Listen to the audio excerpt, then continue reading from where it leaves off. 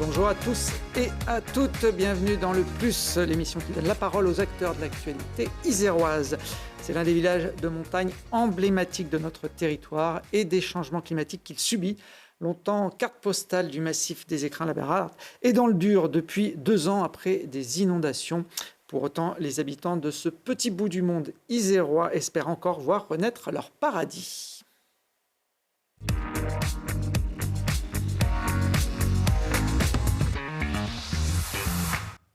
Laurent Soulier, bonjour. Bonjour Thibault. Vous êtes le maire de Saint-Christophe-en-Oisans, nouveau maire élu au mois de mars. Saint-Christophe-en-Oisans, c'est la commune à laquelle appartient la Bérarde, petit village situé, on le voit sur ces images, à 1700 mètres d'altitude au fond de la vallée du Vénéon, en Oisans, considéré comme la Mecque de l'alpinisme en Isère. La Bérarde donne accès à de nombreux itinéraires de randonnée, de haute montagne également, au pied de la Meije, sommet emblématique de l'Isère à près de 4000 mètres d'altitude. C'est un village que vous connaissez très bien, Laurent Soulier, puisque vous faites partie des habitants estivaux, j'ai envie de dire, parce que l'hiver, personne ne vit vraiment à la Bérarde. Alors, personne ne vit plus à la Bérarde en continu, mais de façon très régulière, les habitants se rendent dans leur hameau, en raquette, en ski, tout au long de l'année. Alors, la route d'accès d'hiver n'est pas déneigée. Il y a 2 ans, dans la nuit du 20 au 21 juin 2024, ce village emblématique donc, a été victime d'inondations soudaines, dévastatrices. On va revoir quelques images. J'imagine que ce n'est pas forcément des images que vous voyez avec plaisir. Vous étiez sur place pendant cette nuit, Laurent ? Non, je n'étais pas sur place. J'étais aux Deux Alpes, à 2 pas d'ici, mais pas directement sur le site, non. Alors là, on voit les images au petit matin. C'est toute la vallée du Vénéon qui a été ravagée par ces crues. Comment vous avez vécu ces instants-là ? C'est un véritable déchirement. Enfin, tout d'abord, il faut quand même mettre l'accent sur le fait qu'il n'y ait pas eu de victimes. C'est bien là l'essentiel. Et ce, pour plusieurs raisons. On va dire la réactivité des habitants, la connaissance de leur milieu, et puis la présence de gendarmes à proximité. Parce que très rapidement, en fait, les liaisons ont été perdues. Plus d'électricité, plus de téléphonie. Et donc, existait encore et performait le réseau radio. Donc, les échanges ont pu avoir lieu, notamment au niveau du cabinet de crise de la préfecture, à 2 pas d'ici. Et donc, la remontée d'informations. Mais voilà, un drame tel que celui-ci, sans victime, c'est vraiment la première des choses. Maintenant, après, le constat à 2 ans de l'événement, ce sera ce week-end, le triste anniversaire. Et alors, certaines choses ont avancé concrètement en termes d'accessibilité sur la partie basse de la vallée, notamment. Après, le contexte du moment, voilà, nous sommes en période, comment dire, de bataille. On va y revenir là-dessus. Sur les raisons de ces inondations, les scientifiques ont expliqué qu'il y avait un phénomène qui avait cumulé à la fois un facteur de pluie importante, une fonte de neige aussi intense, on était au mois de juin, et puis la vidange d'un lac glaciaire. Les 3 en même temps ont créé ces inondations qui ont ravagé toute la vallée du Vénéon. Aujourd'hui, cette explication vous paraît la bonne ? Écoutez, on avance dans la compréhension de cet événement. Des choses sont faites très concrètes. On a monitoré le lac. Donc, il y a des relevés très réguliers qui nous permettent de suivre un petit peu l'élévation du niveau. Alors, nous étions un petit peu, dans le dur à la fin de cet hiver au regard des quantités de neige importantes en altitude. Et puis, donc là, on scrute de façon très régulière et aiguisée les bulletins météo. Donc, on ne s'est pas du tout retrouvé dans les mêmes configurations qu'il y a 2 ans. Le lac est en phase de décrue. Donc il sort beaucoup plus d'eau qu'il n'en rentre. Donc ça, c'est plutôt quelque chose d'extrêmement positif pour la suite. Le lac glaciaire qui se situe au-dessus du village de la Bérarde, dans le vallon de Bonnepierre, qui était un des facteurs qu'ont généré ces inondations. Vous l'avez évoqué, il n'y a pas eu de victimes, il y a une centaine de personnes évacuées, et parmi les images marquantes justement de ces secours, il y a celle-ci, un sauvetage in extremis d'un couple de Belges par les membres de la CRS Alpes, Damien Fillon notamment, qu'on voit sur ces sur ces images. Ils ont écrit un livre, ce couple belge, sur cet épisode marquant de leur vie. Ils sont dans cette maison, hein, sous les gravats, au moment où Damien Fillon essaye de les sortir et va réussir à les sortir de ce guêpier. Complètement des images fortes. Hein. Et puis la démarche de ce couple, c'était extrêmement touchant. En fait, ils reversent l'ensemble des bénéfices de leur livre à l'association locale. Déjà, ce geste, cette démarche, c'est quelque chose de fort. Alors, ils ont vécu des moments incroyables. Hein. Quand je revois ces images, c'est toujours avec émotion. Mais voilà, ils décrivent un petit peu leur aventure, leur mésaventure. C'est une des images fortes de cet événement. Un sauvetage qui se termine bien. C'est un métier que vous connaissez également très bien, CRS Alpes. Laurent, vous avez dirigé la compagnie de Grenoble pendant quelques années. Oui, j'ai eu l'honneur de travailler avec ces équipes et je mesure tout l'engagement lors d'une telle opération. Ouais, ils sont forts. Hein. On avait eu le plaisir de recevoir Damien Fillon à votre place l'an dernier, qui était venu nous raconter de vive voix comment lui avait vécu en tant que secouriste ce moment où il a risqué sa vie, clairement, hein, pour en sauver deux, mais rien ne disait que le chalet n'allait pas partir avec le courant dans les minutes de l'intervention. Oui, complètement. Et moi, j'en profite pour rendre un hommage appuyé à toutes ces équipes, hein, qu'ils soient pilotes, gendarmes du PGHM, CRS, tous les intervenants de cette mission aussi particulière. Et parfois, très souvent, ça marche. Hein. Voilà. Mais ce qu'on ne voit pas toujours, c'est l'engagement, la prise de décision qui fait qu'on y va, on n'y va pas, on y va ensemble. Et voilà, le résultat est chouette. Hein. Alors aujourd'hui, vous êtes maire de Saint-Christophe-en-Noisan, vous avez été élu en mars dernier. Est-ce que vous vous seriez présenté à la mairie de Saint-Christophe s'il n'y avait pas eu les événements de la Bérarde ? Alors cela a été peut-être un élément déclencheur supplémentaire. Je ne peux pas dire que je n'y pensais pas, mais l'événement a fait que voilà, je ne pouvais pas ne pas m'investir dans cette suite. D'autre part, mon prédécesseur Jean-Louis ne souhaitait pas se représenter, mais il l'avait déjà annoncé lors des élections. Donc manifestement, la place était libre. Mais malgré le faible nombre d'habitants, 99, nous étions de 2 listes présentes lors de ce premier tour. 99 habitants, il vous en manquait un, je crois, pour passer une barre symbolique. Complètement. Administrativement parlant. Nous restions à 11 conseillers et nous sommes passés maintenant à 7. Et au regard du volume de dossiers à traiter, c'est un peu juste. 4 élus de plus, ça n'aurait pas été de trop. Effectivement. Pour gérer une centaine d'habitants, mais un territoire très important, et puis une activité touristique aussi hiver-été qui fait partie de la vie de la commune. Complètement, le Saint-Christophe, son activité, c'est le tourisme, hein, prioritairement. Alors la catastrophe nous emmène dans une approche un petit peu différente. Nous avons perdu la quasi-totalité de notre capacité d'accueil sur le site de la Bérarde. Il reste néanmoins des hébergeurs sur la vallée, des commerces ouverts. Et j'allais dire, mais venez nous voir, faites-les vivre. Que ce soit nos gîtes, que ce soit nos refuges. On a vraiment besoin que les gens reviennent nous voir. Et puis la montagne n'a pas changé depuis 2 ans, elle est toujours aussi belle qu'avant ces inondations. Alors oui, nous sommes à la veille de cette saison estivale qui s'annonce, avec quelques signes, on va dire, plutôt rassurants. On regarde, pour certains refuges, un carnet de réservation plutôt en bonne santé, on va dire. Mais l'idée de tout ça, avant toute chose, c'est d'inverser l'image renvoyée, de sortir de cette image de catastrophe. Revenez nous voir, la montagne est belle, on peut randonner, on peut grimper, on peut buller. Enfin, il y a un véritable paradoxe dans cette vallée. Vous avez, juste à l'entrée de la vallée du Vénéon, 2 sites emblématiques, le lac Lovitel et la Muselle. Et là, une notion de surfréquentation apparaît, de non-maîtrise des flux. Et à 1 kilomètre de là, à vol d'oiseau, vous n'avez strictement plus personne. Donc voilà, essayer de répartir davantage ces populations pour que la montagne s'en porte mieux. 2 ans après ces événements, dans quel état se trouve la Bérarde aujourd'hui ? Un peu dans la même situation que ce qu'on a pu voir quelques jours après les éboulements, où le village a été nettoyé de tous ces gravats. Je crois qu'il y a eu plus de 300 1000 mètres cubes de rochers qui ont dévalé sur les habitations. Oui, complètement. Alors c'est vrai que les premières images sont terribles, hein.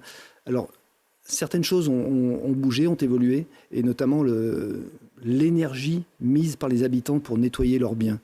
Ce sont des heures, des jours, des semaines, des mois passés à sortir les gravats. Enfin, vu de l'extérieur, on n'imagine pas tout ça, mais certains bâtiments sont encore debout, structurellement non touchés, et une véritable énergie a été déployée pour sauver tout ça.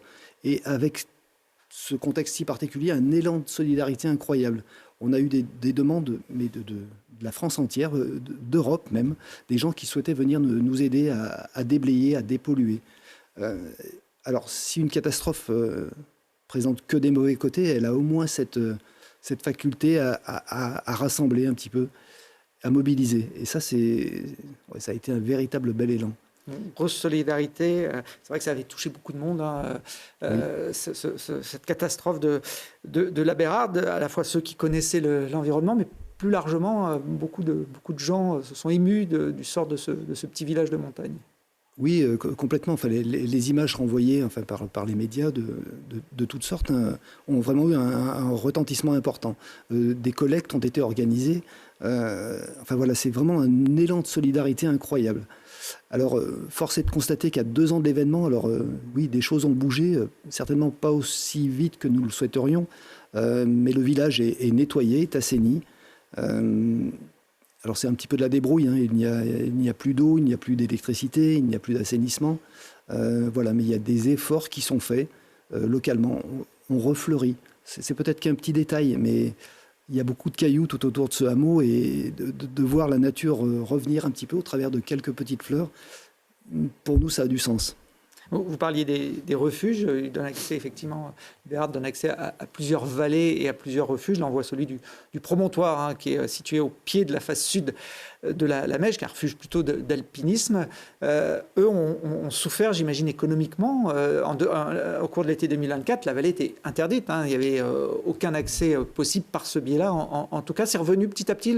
L'été 2025 a pu permettre à ces refuges de tourner un peu normalement. Alors le bilan de la précédente saison estivale est plutôt alarmant. Pour certains refuges, on note quand même un chiffre d'affaires de l'ordre de moins 85%. Je veux dire, qui peut survivre à ça? Donc cette saison est vraiment, la saison à venir, vraiment une saison charnière, attendue de toutes et tous. L'idée, c'est de vraiment revoir des gens fréquenter le massif. Alors en masse, maîtriser, on va dire, mais de vraiment revoir du monde, d'inverser cette tendance. Notre massif en a cruellement besoin. Nous souffrons également de la fermeture de 2 refuges emblématiques, la Pilate et le Châtellerault, au regard d'un contexte complètement particulier. Un refuge en travaux pour 2 années, le refuge de la Lavée, mais qui nous sera livré pour la saison prochaine. Et puis un souci d'alimentation en eau l'été dernier sur le refuge de la Selle, qui a fermé de façon anticipée. Enfin, on cumule vraiment les problèmes, quoi. Et voilà, moi je renvoie encore un message, mais revenez nous voir. Alors justement, pour les gens qui veulent venir cet été à la Bérarde, ou revenir pour ceux qui connaissent le site, ça avait été interdit en 2024, ça avait été autorisé en 2025 avec un système de navettes. On ne pouvait pas se déplacer de façon autonome dans la vallée. Qu'est-ce qui va en être pour cet été 2026 ? Alors des avancées quand même quant à l'organisation de cette pénétration du massif, on va dire, jusqu'à début juillet. On peut accéder en voiture et stationner à hauteur du hameau des Étages, le hameau qui se trouve juste en aval de la Bérarde. Et pour la période de juillet-août, le système de navettes proposé l'an dernier est reconduit, avec un doublement des navettes, une 15aine par jour, avec un élargissement des ailes horaires pour permettre à tout le monde d'y trouver un petit peu son compte. Donc un regard tout à fait particulier et aiguisé sera mis sur cette fréquentation. On souhaite rester en maîtrise de ce qui se fait, mais en fait, ce sont des navettes d'une trentaine de personnes, 28 pour certaines. Des petits bus, quoi. Des petits bus. Et en faisant le bilan de la moyenne de fréquentation de l'été dernier, on se rend compte qu'on arrivera peut-être à 300 personnes jour dans le haut massif, pas tellement plus. Donc voilà, c'est un dispositif qui est qui mérite d'être souligné, mais qui mérite d'être amélioré également. On peut donc aujourd'hui partir de Grenoble en transport en commun et aller jusqu'à la Bérarde. Alors ça sera possible dès début juillet, mais vous pouvez vous avancer en voiture, venir grimper, venir randonner, vous balader, promener, flâner. La route d'accès avait été sérieusement endommagée par ces inondations. Elle est complètement refaite aujourd'hui ou encore besoin de travaux? Alors, l'accès direct au hameau de la Bérarde, voilà, il y a 3 portions encore pistes, on va dire, qui n'ont pas été ou peu traitées. Par contre, dans le bas de la vallée, effectivement, deux portions principales, notamment nous concernant le plan du lac. La route a été surélevée, reprofilée. Et enfin voilà, il y a eu un très très gros engagement de la part du département, notamment en charge de cette RD 530. On espère que la zone va résister aux éléments en tout cas, mais enfin on ne peut que souligner l'engagement fait sur cette partie-là. Quel avenir aujourd'hui pour les habitants que vous représentez et puis pour l'économie touristique de ce village? Ça redémarre, vous parlez de quelques centaines de personnes. Comment vous voyez la suite? Il y a des discussions aujourd'hui, notamment avec l'État. Hein. Alors clairement, tout n'est pas rose. Hein. Nous échangeons très régulièrement avec la préfecture qui pilote un petit peu ce dossier. Nous ne sommes pas en phase sur tous les points, très clairement. Moi, un arrêté municipal restreint l'accès au hameau. Moi, je souhaiterais faire évoluer ce texte, enfin en imaginant qu'une période hors vigilance météo particulière, orange, hors montée en puissance de ce lac supraglaciaire, une météo calme, il n'y a pas de d'enjeu particulier à traverser la zone. Ça reste un angle d'attaque. Maintenant, la préfecture met évidemment l'accent sur l'aspect sécurité. Il n'y aura rien sans ce volet sécurité.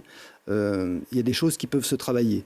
Nous sommes en phase de reproposition au niveau des autorités sur le projet à venir. Et la semaine prochaine seront mis en place un dispositif, les ateliers du territoire. C'est une démarche qui sera conduite sur une année, qui va permettre de rassembler les sociopros, les habitants, les élus de tout le secteur, pour essayer d'imaginer une suite, un avenir à cette vallée. Aujourd'hui, est-ce qu'on peut revivre à la Bérarde? On peut y habiter ou c'est toujours interdit? Officiellement, très concrètement, on ne peut pas y dormir. Maintenant, la mairie donne la possibilité aux habitants, aux riverains, de venir travailler chez eux pour remettre en état, pour nettoyer, pour assainir de façon ponctuelle. Donc les bonnes volontés sont toujours les bienvenues sur ce petit territoire du bout de Loisan. On voit là quelques débuts de travaux, c'était juste après les inondations. C'est une des pistes d'essayer de trouver un système pour protéger le village. En tout cas, c'est la piste que demande la préfecture. Elle ne veut pas permettre un accès s'il n'y a pas une sécurité maximale pour les habitants. Alors c'est ça, le doute déjà, il vient de la compréhension du fonctionnement du glacier de Bonnepierre. Le glacier de Bonnepierre, c'est un glacier noir qui est recouvert de à peu près 50 cm de roches, qui est très difficile à scanner en fait. Il y a ce que l'on voit en surface et ce qu'on imagine dessous. Le lac supraglaciaire, à l'origine, l'un des 3 facteurs de la catastrophe, se trouve en surface. Et donc, visuellement, on voit s'il monte en puissance, s'il descend, il n'y a pas de souci. Mais le réseau sous-glaciaire amène des interrogations. C'est ce vers quoi nous voulons aller en termes de compréhension de ce fonctionnement-là, qui permettrait d'imaginer un ouvrage de protection qui pourrait protéger le hameau et plus bas la vallée, bien évidemment. On l'a vu dans d'autres phénomènes naturels ces dernières années. Est-ce qu'on peut vivre à 100% en sécurité quand on fait le choix d'être dans des vallées de montagne, voire de haute montagne aujourd'hui? Alors, 100% vivre en montagne, fréquenter des routes de montagne, clairement, ça ne va pas être possible. Hein. Mais les gens qui vivent dans ces vallées, qui, depuis des générations, ont vécu avec ce qui peut paraître de l'extérieur comme quelque chose de complètement aberrant. C'est ce que j'appelle la théorie du risque à accepter. Mais jusqu'où va-t-on? On roule sur une route de montagne, on peut prendre un caillou sur la voiture. C'est le risque zéro, on ne tendra jamais vers ce risque. Et on le voit bien sur nos axes majeurs, hein, l'accès à nos stations, l'accès à nos vallées, l'accès à nos cols pour rejoindre l'Italie. Il y a des chutes de pierres de partout. Donc d'imaginer un risque zéro pour l'accès à un hameau, on ne va pas y arriver. Mais les habitants ne sont pas dans cette approche. Ils ont toujours vécu ici.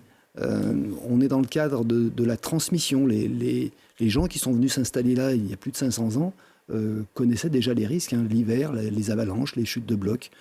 Ils se sont installés dans un endroit qui, pour eux, était le plus sécuritaire possible.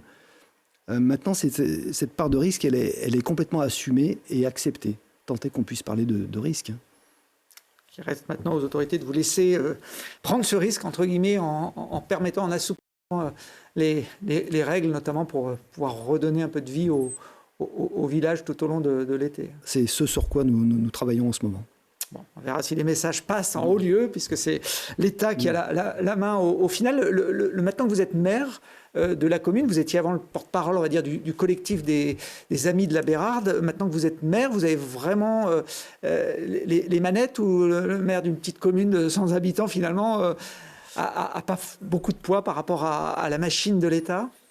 Non, clairement, tout ce qui sera envisagé le sera dans le cadre d'un travail commun. Personne ne pourra agir tout seul dans son coin, et certainement pas le maire du village. J'en prends la mesure tous les jours. Mais de toute façon, nous serons force de proposition, nous serons là, et l'idée c'est de rétablir ou d'établir des contacts avec l'ensemble que ce soit la préfecture, que ce soit le département. L'idée c'est de travailler ensemble pour imaginer un après, un avenir. On espère que cet avenir sera un peu plus rose qu'il l'est en ce moment. On finit toujours cette émission, Laurent, quand on a le temps, par une dernière rubrique, ça s'appelle la photo finish.